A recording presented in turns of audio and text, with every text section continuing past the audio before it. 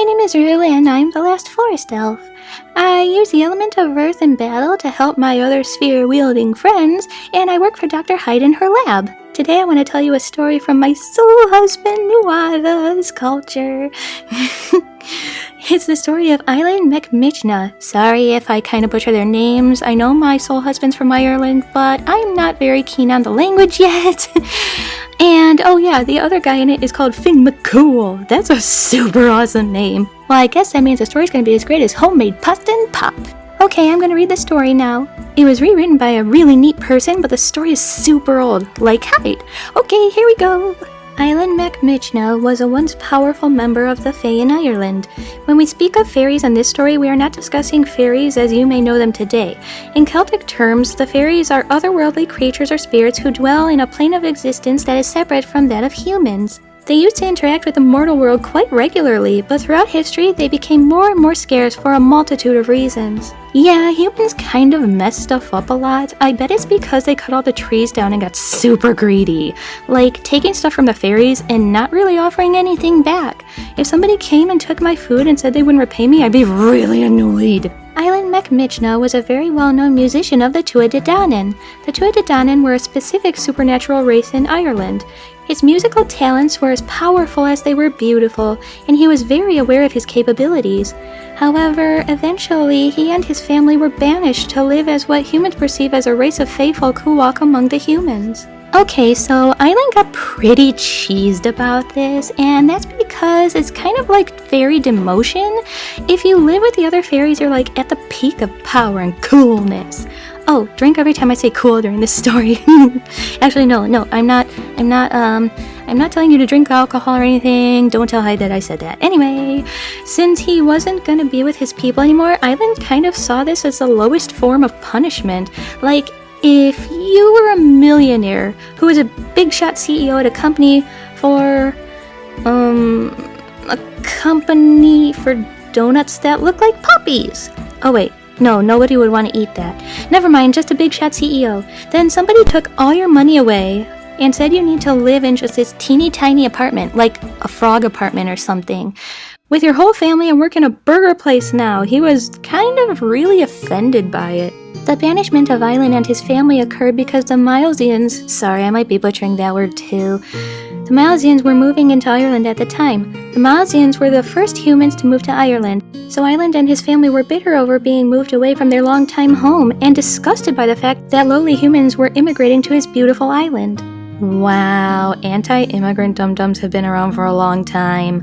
Maybe he would have had a happier life if he'd just been nice, but no, he had to be a big doofus and wreck everything. During this time, Aillen was a great chief for his followers, and in retaliation for everything that had happened to him, he began to march to the royal palace of Tara every Samhain with the intention of destroying the powerful symbol of the Irish people. Like most mythological chiefs, Aillen had a couple of favorite weapons that he would bring with him on his Samhain conquests. One of these was an enchanted red cloak with gorgeous fringe, which gifted him the ability to breathe fire as long as he was wearing it.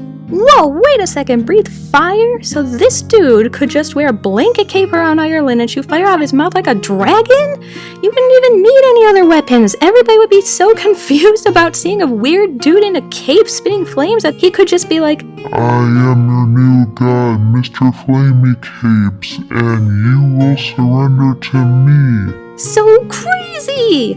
I kinda wanna know what the other weapons were now. His other favorite objects were a timpan, which is a type of Irish drum, and a pipe. With his immense musical flair, he would use these magical instruments to cause everyone around him to fall into a deep sleep. Okay, so sleepy instruments are cool, but I think we should have led with those because they aren't as cool as the flamey cape. Aillen repeated his march to Tara for 23 long years, in which he would put the royal court to sleep with his music and then burn the castle with his cloak. He was successful in his endeavor every time, and on 9 occasions he managed to completely render Tara to ash. So, I'm not being victim-blamey here, but if a crazy guy kept on attacking you every year on the same night and burning your whole castle up, wouldn't you do something about it? Like, I know they had an army and stuff, but I would just move at this point. I'd get out of that area, or ask the other fairies or magic thingies if they can enchant my castle in Samhain and turn it into a big, huge monster that eats Aillen up. I don't know, it just seems like they were being stubborn and stayed there. Ooh, we're at the part with the guy with the name.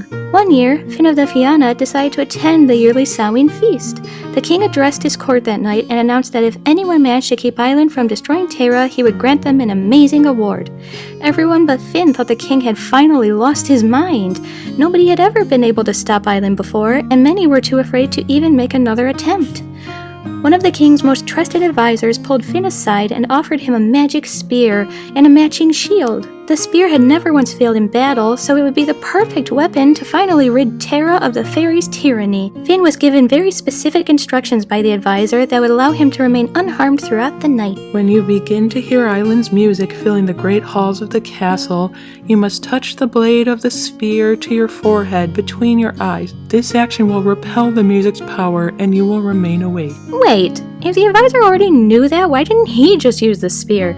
I mean, he had it already and he knew all the rules, so he could have just touched his forehead with the spear and chased Aillen off the whole time, and he just let the dude burn the whole place down anyway? Mr. Advisor, how long did you know this would work? I think Finn should have just told the king. The advisor probably would have been bait then. Sheesh, some of these people were just lazy. Let's all sit around eating cake while Finn does all the work. That night, Finn patrolled the castle ground alone while the army stood at the castle walls and the court hid deep within the fortress. After hours of silence, he at last heard the faint sound of a pipe and a timpan, and as he peered from behind a wall, he saw numerous soldiers dropping from the music. Finn turned back and touched the blade of the spear to his forehead, just as he had been instructed to do, and just as the advisor had said, the music did him no harm. As soon as everyone in the castle had been thrown into their reluctant slumber, Aillen stood before the castle and inhaled deeply. Just as he was about to exhale, Finn cried out so loudly that the great fairy chief jumped in surprise. Realizing that his music had not worked on Finn, Aillen attempted to retreat back to his home to create a new plan to invade Tara. I just needed to take a second to think about what I just read. So, it's really cool. It's actually really cool that just one guy managed to stop someone who had killed a bunch of people and wrecked their castle for over 20 years. But the mental image is really funny.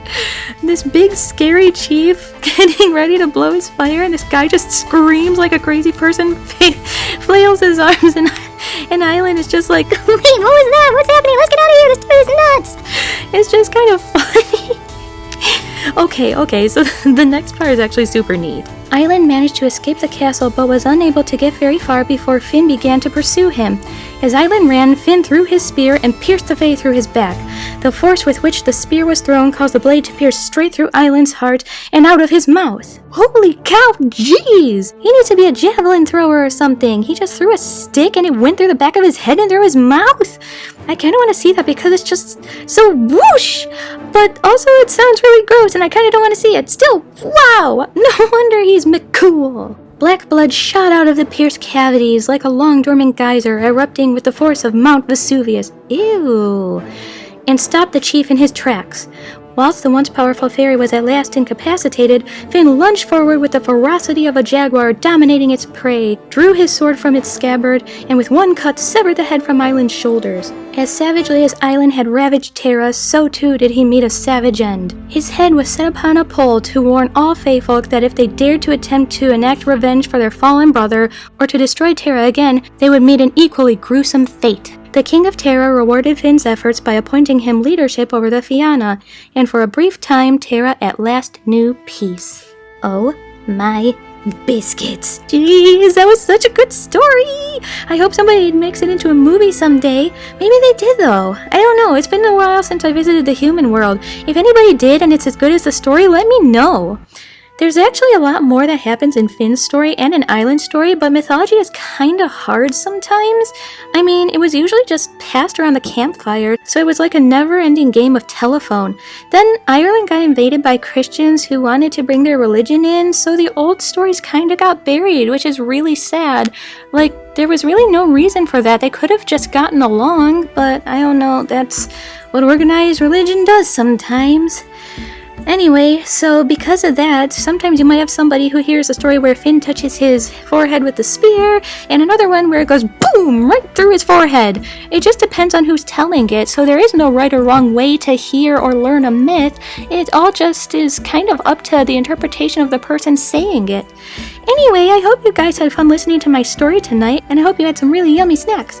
Like this video and subscribe for the super awesome people who helped me make it, and I hope you come back next week